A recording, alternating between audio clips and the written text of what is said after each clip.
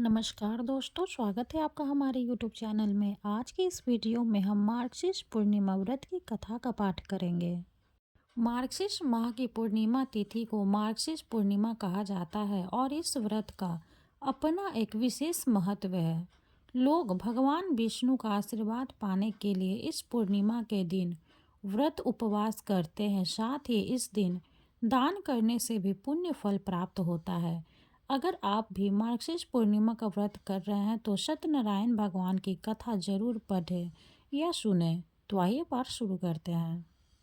पौराणिक कथा के अनुसार एक बार नारद जी भगवान विष्णु के पास बहुत ही दुखी होकर पहुंचे और कहा कि उनसे दुखी मनुष्यों के कष्टों को देखा नहीं जा रहा।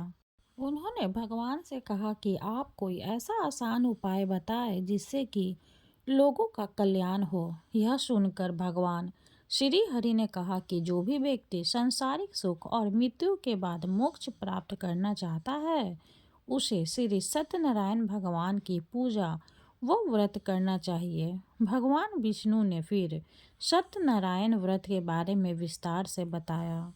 सत्यनारायण कथा का प्रारंभ भगवान विष्णु और नारद जी के वार्तालाप से होते हुए श्री हरि के सत्यनारायण व्रत एवं पूजन की विधि के वर्णन के साथ राजा उल्कामुख, गरीब लकड़हारा, निर्धन ब्राह्मण, साधु वैश्य, लीलावती, कलावती, धनवान व्यवसायी, राजा तुंगध्वज एवं गोपगणों की कथा तक है।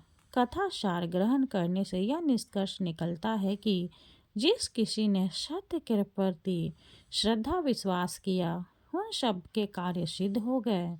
जैसे लकड़हारा, गरीब ब्राह्मण, उल्कामुख, गोपगणों ने सुना कि यह व्रत सुख, सौभाग्य, संतति, संपत्ति सब कुछ देने वाला है तो सुनते ही श्रद्धा, भक्ति तथा प्रेम के साथ सत्य व्रत का आचरण करने में लग गए और फलस्वरूप इहलौकिक सुख भोग कर परलोक में मोक्ष के अधिकारी हुए।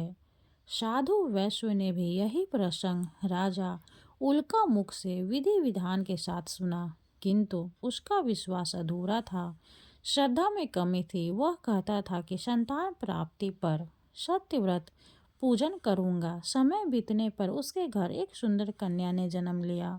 उसकी श्रद्धालु पत्नी ने व्रत की याद दिलाई तो उसने कहा कि कन्या के विवाह के समय करेंगे। समय आने पर कन्या का विवाह भी हो गया, किंतु उस वैश्य ने व्रत नहीं किया।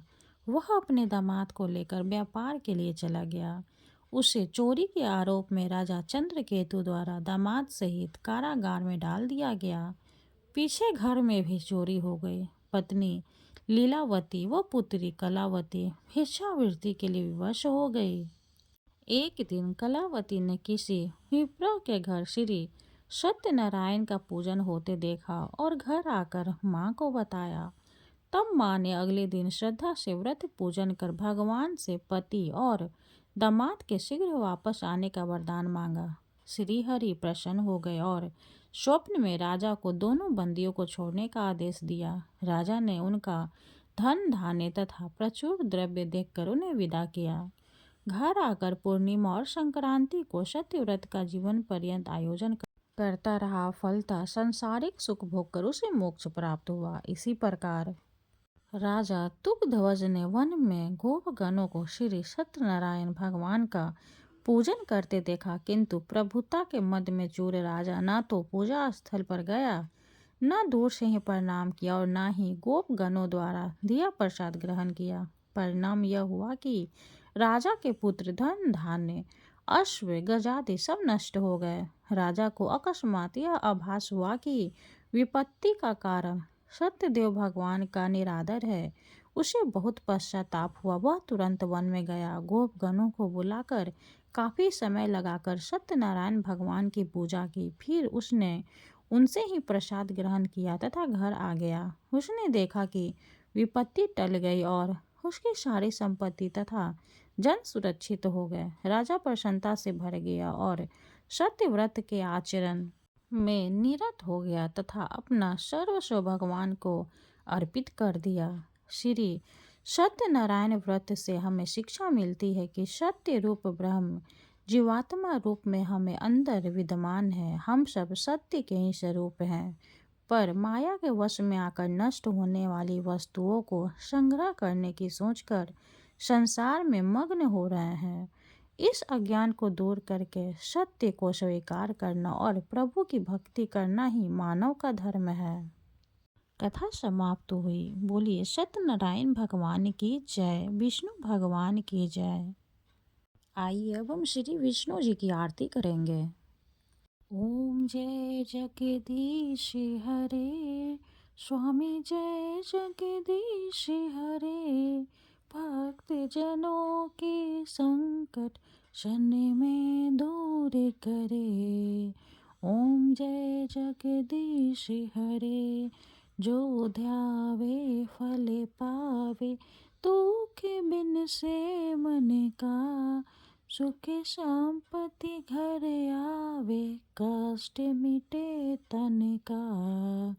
ओम जय जगदीश हरे, माते पिता तुम मेरे। शरण गहूँ मैं किसकी, तुम्हें बिने और न दूजा। आस करूँ मैं जिसकी। ओम जय जगदीश हरे। तुम पूरन परमात्मा, तुम अंतर्यामी। पार ब्रह्म परमेश्वर, तुम सबके स्वामी। ओम जय जगदीश हरे, तुम करुणा के सागर। तुम पालन करता, मैं मूरख खल कामी। कृपा करो भरता। ओम जय जगदीश हरे, तुम हो एक अगोचर।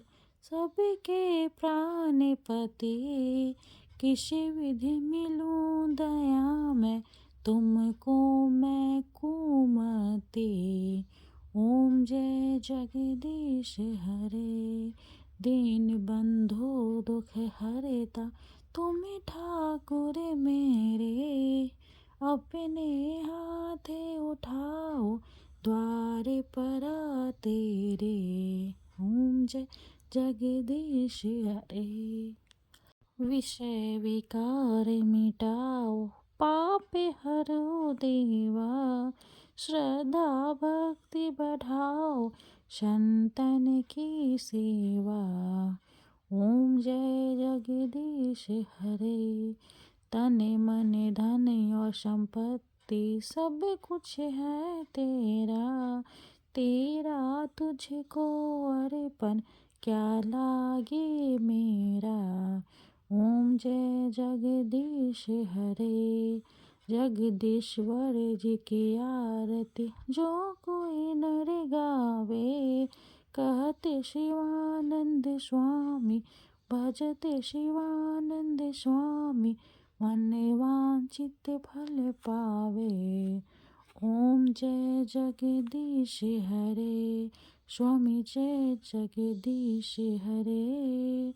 स्वामी जय जगदीश हरे, भक्त जनों के संकट क्षण में दूर करे। ओम जय जगदीश हरे। विष्णु भगवान की जय। अब हम माँ लक्ष्मी की आरती करेंगे। ओम जय लक्ष्मी माता, मैया जय लक्ष्मी माता। तुमको निश दिन सेवत, मैया जी को निश दिन सेवत।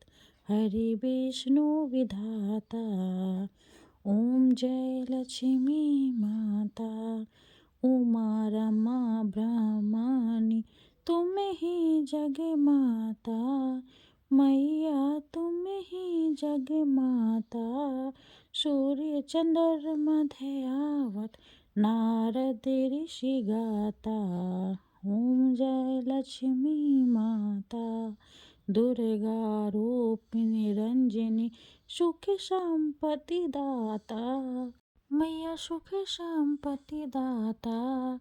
जो कोई तुमको ध्यावत, ऋषि सिद्धि धन पाता।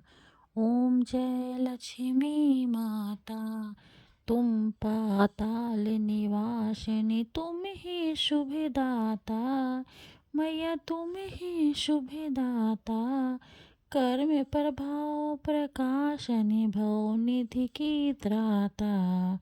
ओम जय लक्ष्मी माता, जिस घर में तुम रहती सब सद्गुण आता। मैया सब सद्गुण आता, सब संभव हो जाता, मन नहीं घबराता। ओम जय लक्ष्मी माता, तुम बिन यज्ञ न होते, वस्त्र न कोई पाता। मैया वस्त्र न कोई पाता, खाने पाने का वैभव सब तुमसे आता। ओम जय लक्ष्मी माता, शुभ गुण मंदिर सुंदर क्षीरोदधि जाता। मैया सुंदर क्षीरोदधि जाता, रत्न चतुर्दश तुम बिन कोई नहीं पाता। ओम जय लक्ष्मी माता, महालक्ष्मी जी की आरती जो कोई नर गाता। मैया जो कोई नर गाता, और आनंद समाता, पापे उतर जाता। ओम जय लक्ष्मी माता, मैया जय लक्ष्मी माता, तुमको निश दिन सेवत हरि विष्णु विधाता। ओम जय लक्ष्मी माता, मैया जय लक्ष्मी माता। माँ लक्ष्मी की जय हो। वीडियो अगर अच्छी लगे तो लाइक करते, चैनल को सब्सक्राइब करते। धन्यवाद।